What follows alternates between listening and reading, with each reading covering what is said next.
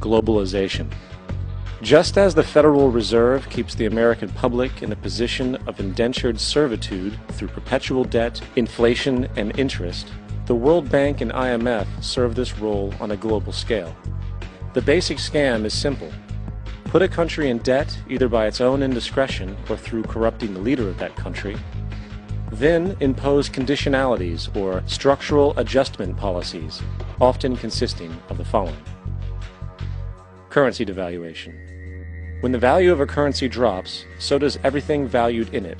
This makes indigenous resources available to predator countries at a fraction of their worth. Large funding cuts for social programs. These usually include education and healthcare, compromising the well-being and integrity of the society, leaving the public vulnerable to exploitation. Privatization of state-owned enterprises. This means that socially important systems can be purchased and regulated by foreign corporations for profit. For example, in 1999, the World Bank insisted that the Bolivian government sell the public water system of its third largest city to a subsidy of the U.S. corporation Bechtel. As soon as this occurred, water bills for the already impoverished local residents skyrocketed. It wasn't until after a full-blown revolt by the people that the Bechtel contract was nullified. Then there is trade liberalization, or the opening up of the economy through removing any restrictions on foreign trade.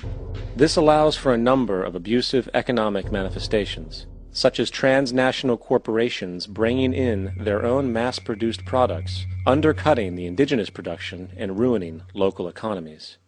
An example is Jamaica, which, after accepting loans and conditionalities from the World Bank, lost its largest cash crop markets due to competition with Western imports. Today, countless farmers are out of work, for they are unable to compete with the large corporations. Another variation is the creation of numerous seemingly unnoticed, unregulated, inhumane sweatshop factories, which take advantage of the imposed economic hardship. Additionally, due to production deregulation, environmental destruction is perpetual, as a country's resources are often exploited by the indifferent corporations while outputting large amounts of deliberate pollution.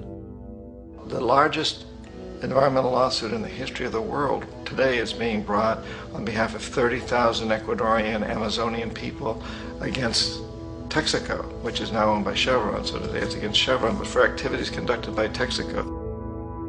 Estimated to be more than 18 times what the Exxon Valdez dumped into the coast of Alaska.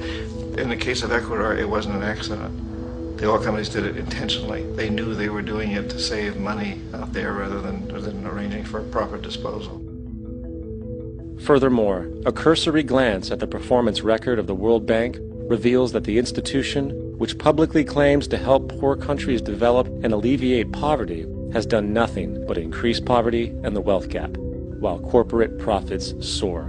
In 1960, the income gap between the fifth of the world's people in the richest countries versus the fifth in the poorest countries was 30 to 1. By 1998, it was 74 to 1. While global GNP rose 40% between 1970 and 1985, those in poverty actually increased by 17%. While from 1985 to 2000, those living on less than $1 a day increased by 18%. Even the Joint Economic Committee of the U.S. Congress admitted that there is a mere 40% success rate of all World Bank projects. In the late 1960s, the World Bank intervened in Ecuador with large loans. During the next 30 years, poverty grew from 50% to 70%.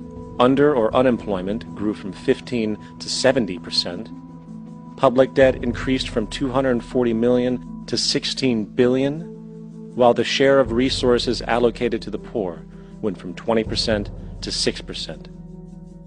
In fact, by the year 2000, 50% of Ecuador's national budget had to be allocated for paying its debts. It is important to understand the World Bank is, in fact, a U.S. bank, supporting U.S. interests.